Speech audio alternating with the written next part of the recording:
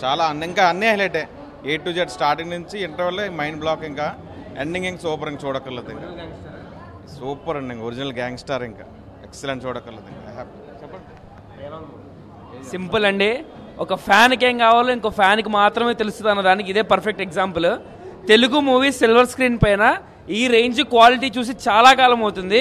సినిమాలో ర్యాండమ్గా ఒక చోట ఫ్రేమ్ పాజ్ చేసి ఆ ఫ్రేమ్ ఇంకా చూస్తే క్వాలిటీ అనే స్పెల్లింగ్ అనిపిస్తుంది దాని మీద. సో కాబట్టి ఈ రేంజ్ హ్యాండ్సమ్గా ఉన్న హీరోని చూపించాలంటే అది ఆ హీరో ఫ్యాన్ వల్లే అవుతుంది.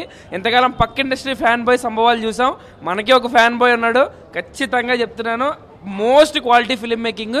ప్రతి పావు గంటకు ఒకసారి ఒక్కొక్క సీన్ పడతానే ఉంటుంది.